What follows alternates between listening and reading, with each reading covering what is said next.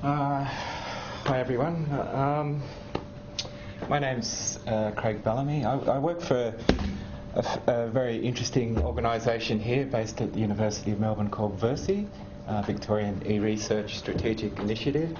And I sort of work in this space between research academics and infrastructure builders. And I'm also active in the broader digital humanities community as well. I think one of the things I really like about the digital humanities is you get to move around lots of different disciplines and see what different disciplines are doing in terms of computing. And linguistics has always been quite advanced in the use of computing. And so a lot of the sort of methods that were developed in linguistics have gone into other disciplines as well, and that's sort of what I think we try to do a little in the digital humanities, is broker different innovations that may be happening in linguistics. Maybe they're useful for history or languages or something like that. But what I'm going to talk about today, it's reasonably speculative talk. I'm going to talk about the historian's notion of significance and how that could be applied to data. And historians have a little bit of a different idea about data. Historians don't really do field work. Primary evidence is usually what's found in the archive, and it's almost always a digital copy of what's already in the archive. And I'm going to argue that there's ways that you can make that digital copy available in certain ways that it may actually become more historically significant. So significance isn't necessarily significance by itself. It's a debate, and that debate depends on what community you ask. So there's stuff that's locally significant to a community of people. There's stuff that's internationally significant, there's stuff that's regionally significant. And also it can be different communities. So academics find something significant because there's a strong research context there. But there's also things that are significant for public communities as well. So I'll sort of just explain what I mean by significance. So this is something that's very locally significant to a lot of us that sort of spent too much time in inner city Melbourne during undergraduate years. This is the Black Cat Cafe. It's on Brunswick Street in Fitzroy. And it was started by a guy called Henry Mars. And it's sort of significant because it was the first sort of bohemian cafe in the district, and it was sort of started the cafe culture, for lack of a better description, in Fitzroy. But maybe not a lot of people outside of Fitzroy or in the city Melbourne would find this particularly significant. So tram, one of the many things that makes us better than Sydney. It's something that's significant to the region, significant to Melbourne, one of the most recognisable icons for Melbournians, and something we really love. And this is a sort of W-class tram. It's been on the tracks for 70 years, which is a long time in a city like this one.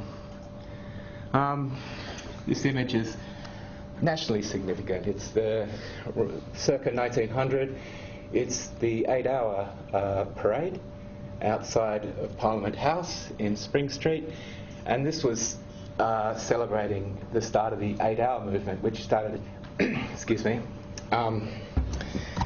which started in this university in 1856, when stonemasons were building the building next door, the old arts building.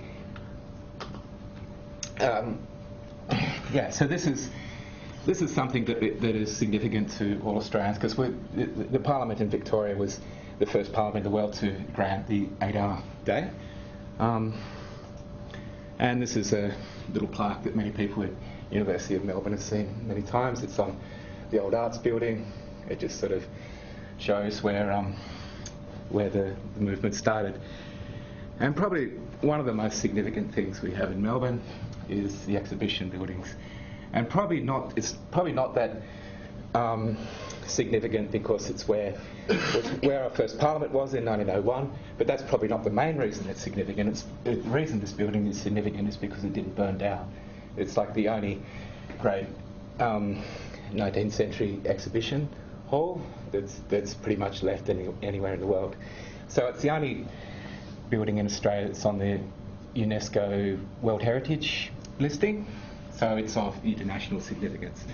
So the point is, the leap I'm trying to make, I hope I can make it, is does digitisation make something more significant? It's a hard question because it depends on who you ask, or what community you ask. And I think sometimes it does, but not always.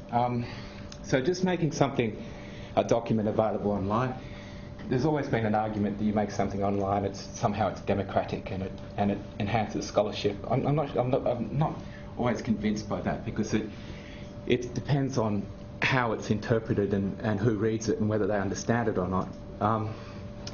So this is a really good project from our digitisation service here at the University of Melbourne.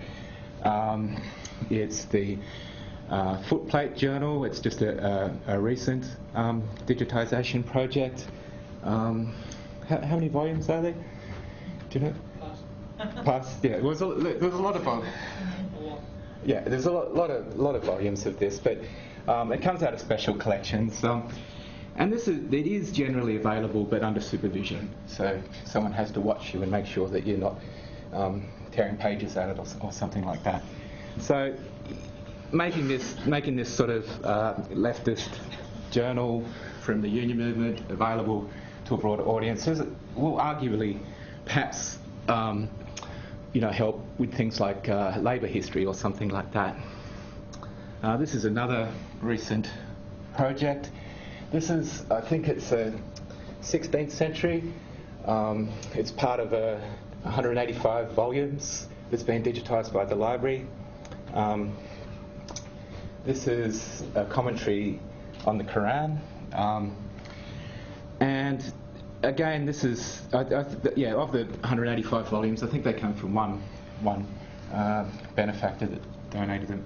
I spoke to Joe over here that runs a digitisation service the other day. But making them available online, yes, it does impact upon scholarship and the significance of understanding this particular era. Perhaps, at least other people in other parts of the world can read them.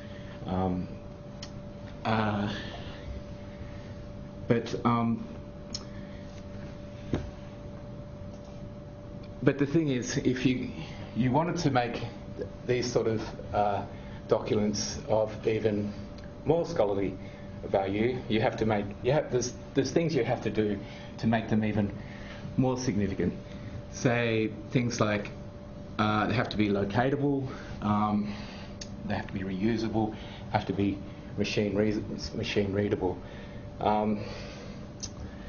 So by locatable, that means we've got a national data service, which actually is actually not really a data service, but it's sort of like a data service. But it's called the Australian National Data Service. But it actually acts just to locate different data around Australia, and that's important because often people don't know where data is, and if you don't know what it is, it can't be significant for scholarship. Reusable, that's really important too. So open data, things like APIs are really important, and one of the most important standards in the humanities, in languages and history is XML-TEI. And Text Encoding Initiative was developed within the humanities. So Stephen was talking this morning how important it is for us to develop our own tools and services as well, because we understand exactly what's needed. And I think something that's often left out of the equation is we can make as many services and as many digital projects as we want, but we also need to make people that understand them. If you can, there's such a thing as making people. And so in the digital humanities, the digital humanities it's like a profession as well. So we hope that we we make people that make things rather than make things that make people, if you understand. So one of the more important projects, this is in terms of locating data as well, is Trove from the National Library of Australia. And pretty much every important online historical source can be found through this. Survivors can be found through this, I assume? No? Yeah, but anyway, I think this is an important project, and often in the humanities or in history we don't really know, we don't always understand what we're looking for. You're searching for things, and the serendipitous links between things, that's really important, because it's important to put your historical records in a broader context, and often you don't know exactly what that context is. So you can search for sort of all the records on the 8-hour movement here. And data in history, and even the word data in history is not a term that's often commonly used. So data doesn't really speak for itself. It can be secondary or primary evidence about a certain historical phenomena, but it's your interpretation, or the interpretation of the historian in that particular field, or that brings significance to that. And also better systems need to be developed to aid in the reuse and the interpretation. So this is PanTube. I'll just show you a couple of sort of interesting projects I found just recently in terms of reusing data and analysing it in different ways. These are sort of just general services that are available. So PanTube is a London-based project, and it shares many thousands of feeds in XML and JSON format, and they can be reused and combined together. And this is mostly science-based stuff. So it's like live feeds on water temperature and air quality. But there's some historical feeds in there, but not many. But this is a concept that could be applied to humanities data quite easily. This is another one called Many Eyes. It's developed by IBM, and it allows users to upload data and create a number of popular visualizations. So it's a sort of focused system, a fairly closed system, but sometimes that helps. And the sort of visualizations can be embedded within web pages. Things like bar graphs and tag trees, line graphs, stack graphs, etc. And they're uploaded in a standard format, and others are encouraged to comment on the data and on its limitations and question how it was gathered and stuff like that. And this is just a simple one using census data in Australia. So this is the English speakers in Australia, which is a lot of them, and these are the other languages as well. I'm not sure how open the census data is.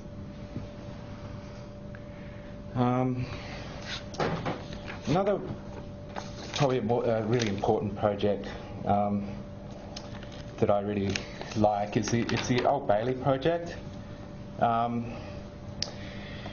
And the Old Bailey project, it makes available fully searchable digitised collections of the surviving editions of the Old Bailey proceedings from 1674 to 1913. So it's a mammoth collection. It's probably the largest collection of the history of non-elite people in the world. And it's got 197,000 trials and bibliographical details of 2,500 men and women executed at Tyburn, and it's free of charge, and it's for non-commercial use. And the interesting thing about this is it's got an API, so it's wide open. You can do all sorts of different queries on it. And you can also download bits of the data and analyse it through Tyburn and through Zotero. And Tyburn is a set of tools developed in Canada for language, around sort of language analysis. And Zotero, that's from the Centre for History and New Media at George Mason University. Yeah, and so this image here is just it's a simple quantification of guilty pleas and also of bigamy too. But things like that, I mean, quantification's not without problems in the humanities. It's not. Again, this doesn't speak for itself. You need sort of you need to be able to position this within the historical discourse. It's sort of in some ways it asks more questions than it answers.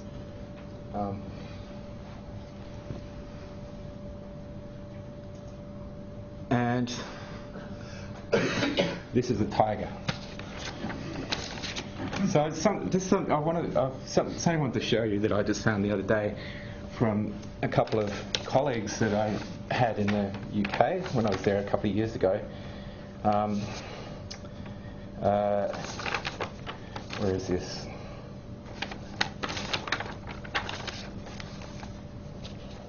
Yeah, so this is, I actually found this on The Guardian. So it's from Professor Rob Proctor, Director of the Manchester E-Research Centre, and Alex Voss, the School of Computer Science at St Andrews. Alex Voss was out here just recently through Versi.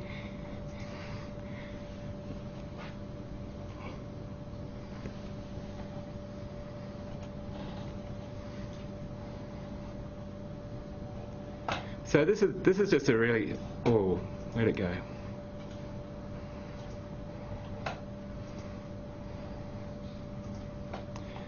So this is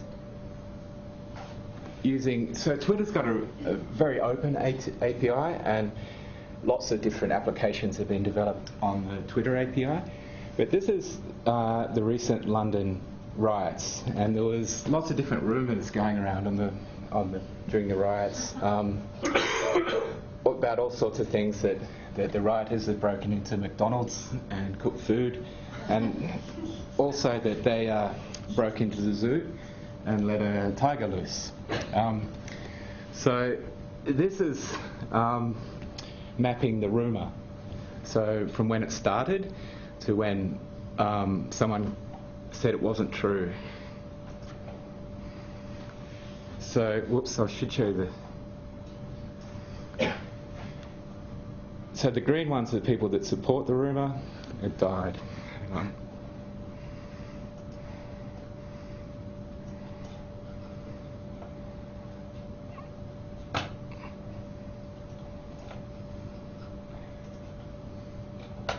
Anyway.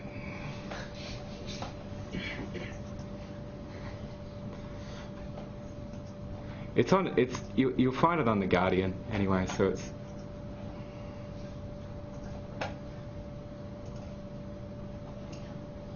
anyway, what it does is it goes through a time, and there's big green bubbles that represent people that support the rumour, and red bubbles that show the people that say the rumour was wrong. And it goes through a time sequence, and the different bubbles represent how many subscribers each one of the Twitters, can you say that? The people that use Twitter have.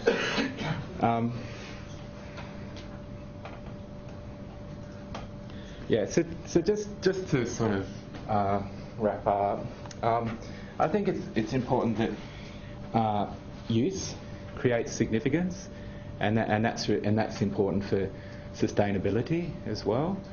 And we're at a time of experimentation, so there's lots of different standards and approaches to using data.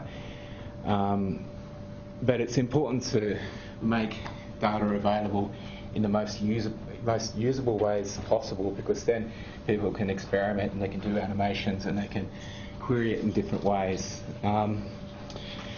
And a data document, we probably already know this, that it's better than a published PDF. And publishing something into PDF, maybe that's okay if you just want one person to read it.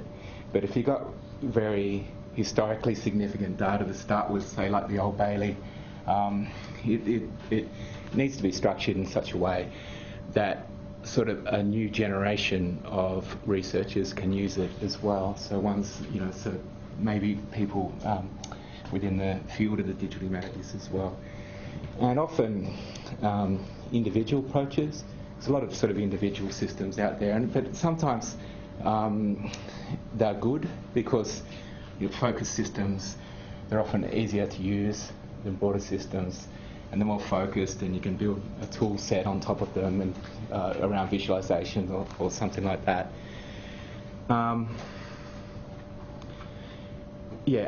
I think unless data is discoverable and usable, then there's probably not a lot of reason that it should be online. And simply because it won't be found, there's such a data deluge now, and the important thing is people create significance. They create significance through turning data, which doesn't really have a lot of meaning until people embed it within their scholarship. But there are lots of epistemological problems and barriers to open data, and even things like quantification of historical knowledge or quantification of literature. There's lots of debates there, and it's not without it's not without certain problems.